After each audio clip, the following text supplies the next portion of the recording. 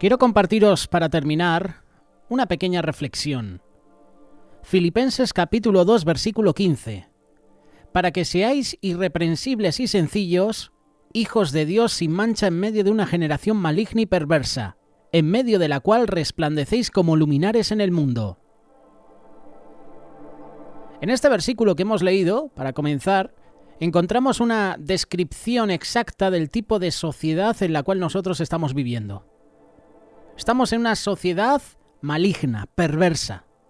También nos muestra cuál es nuestro propósito como hijos de Dios. ¿Cuál es ese propósito? Resplandecer como luminares en el mundo. Es decir, que este texto nos recuerda las palabras de Jesús. Vosotros sois la luz del mundo. Eso significa que nosotros, los cristianos, tenemos que ser personas de influencia para esta generación, pero una influencia de bendición, de salvación, de esperanza, de gozo, de paz. El plan del Señor para nuestra vida no es que nos aislemos o que nos escondamos, sino que seamos luminares, es decir, que brillemos con la luz de Cristo en medio de una generación que está viviendo y que está caminando en tinieblas. Juan capítulo 17, versículo 15. No ruego que los quites del mundo, sino que los guardes del mal. Es decir, nosotros como cristianos, como hijos de Dios, tenemos un reto todos los días: ser influencia y no permitir que seamos influenciados. Jeremías capítulo 15, versículo 19. Por tanto, así dijo Jehová: si te convirtieres, yo te restauraré, y delante de mí estarás, y si entresacares lo precioso de lo vil, serás como mi boca. Conviértanse ellos a ti, y tú no te conviertas a ellos.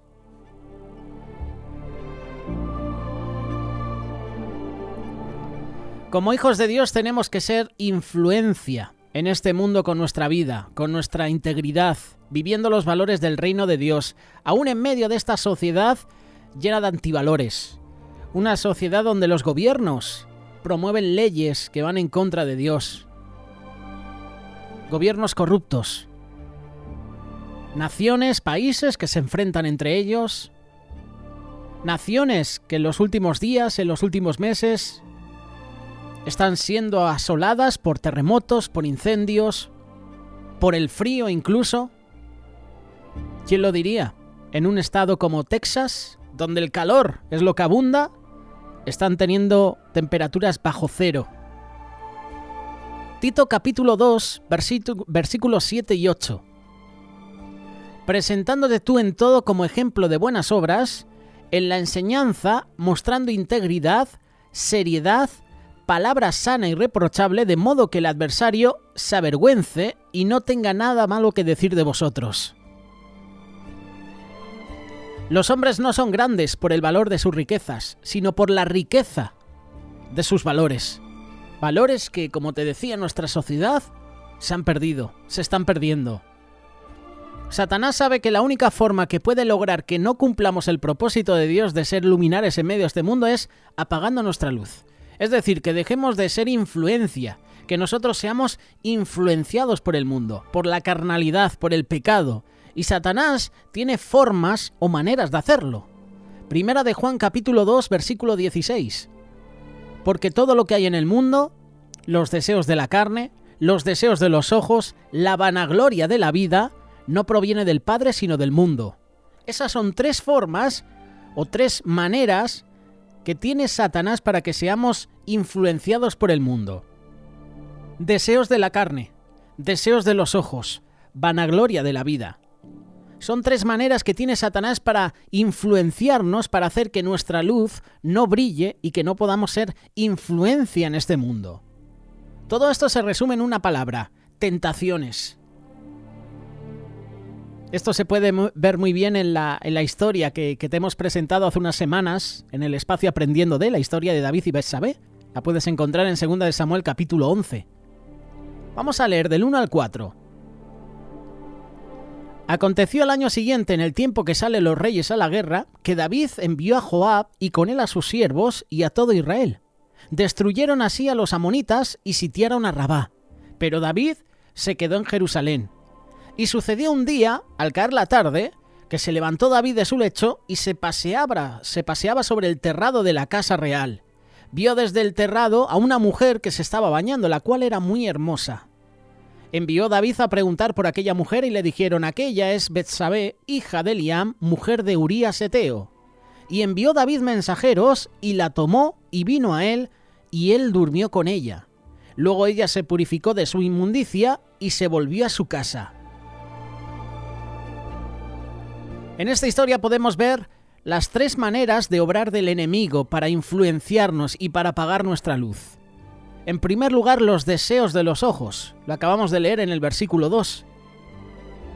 Vio desde el terrado a una mujer que se estaba bañando, la cual era muy hermosa. La tentación entró en la mente de David, entró en el corazón por medio de una mirada. Sus ojos vieron, sus ojos codiciaron a Betsabé.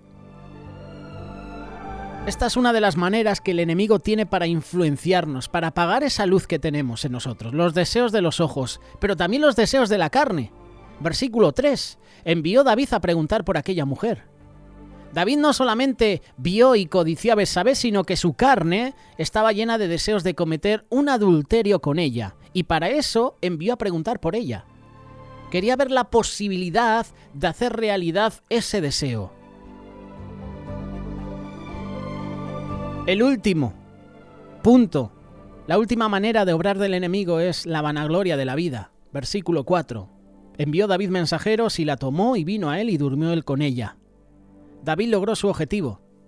Podía vanagloriarse diciendo: la conquisté, me acosté con ella a pesar que estaba casada. Igualmente Betsabé podía vanagloriarse diciendo: dormí con el rey. Aquí el problema es de los dos. En primer lugar de David, siendo rey, sabiendo que Betsabé tenía esposo. Pero aún así Betsabé también pecó, porque sabiendo que tenía esposo, no le puso impedimentos a David, sino que aceptó.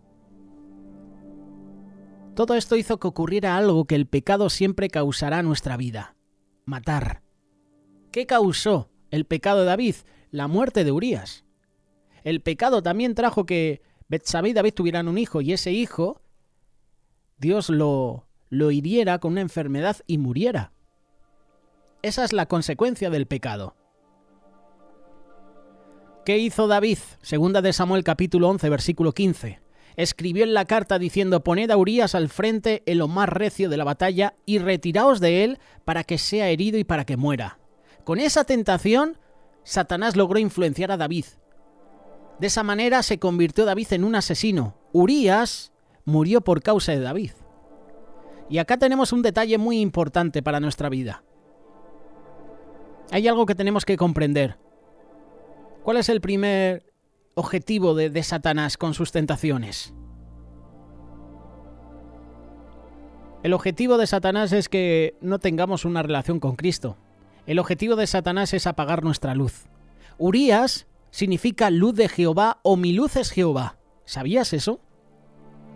Cuando nos dejamos llevar por las tentaciones del enemigo, cuando somos enredados por los deseos de los ojos, por los deseos de la carne, por la vanagloria de la vida, siempre vamos a terminar matando a Urías, siempre vamos a terminar apagando la luz. Es decir, que siempre terminaremos matando o afectando la luz del Señor en nosotros. Es decir, que ya no podremos ser influencia porque nos hemos dejado influenciar y dominar por el pecado, por la carnalidad, por la mundanalidad. ¿Qué necesitamos hacer entonces para no dejarnos influenciar y no caer en las tentaciones del enemigo? En primer lugar, tenemos que huir de la tentación, como hizo José. Génesis capítulo 39, versículo 10. Hablando ella a José cada día, fíjate la tentación que tenía José todos los días, en su propia casa. Tenía a la mujer de Putifar todos los días, insinuándose a José. Y no escuchándola a José, ¿qué hizo? Huyó. La mujer lo asió por su ropa diciendo: duerme conmigo. Entonces José dejó su ropa en las manos de ella y huyó y salió.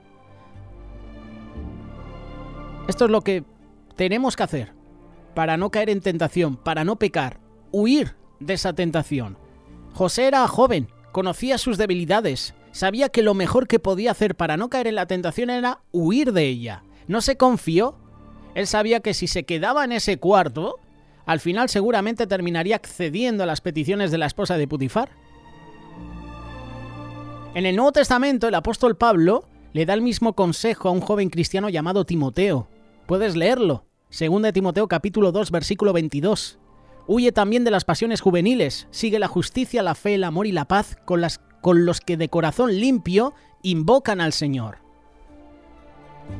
Cada uno de nosotros tenemos que saber cuáles son los lugares donde no nos conviene ir.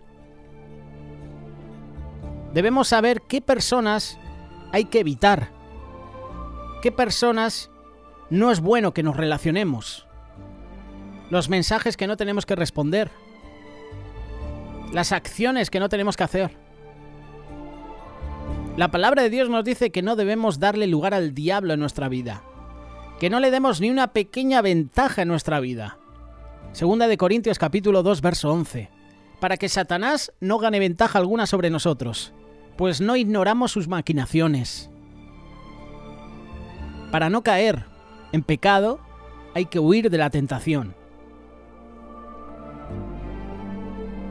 ¿Sabes también cómo se apaga el fuego? Aparte de con agua. El fuego se apaga también con fuego. Y tú dirás, ¿cómo es eso? Efesios capítulo 6, versículo 10.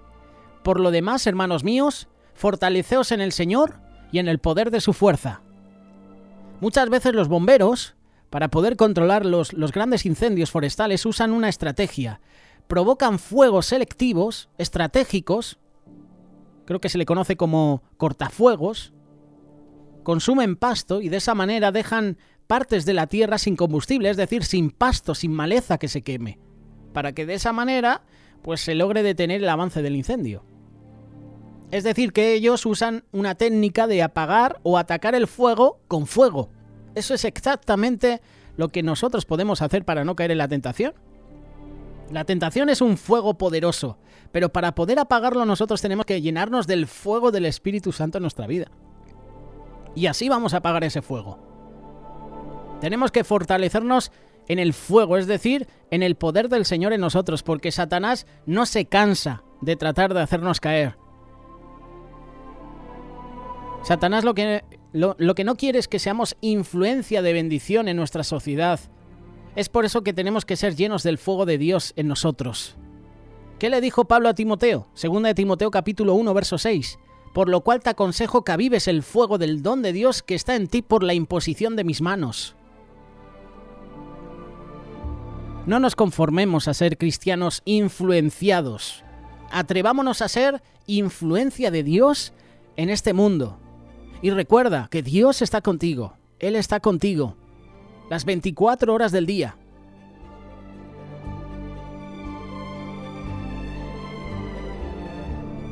La pregunta es, ¿influencia o influenciados?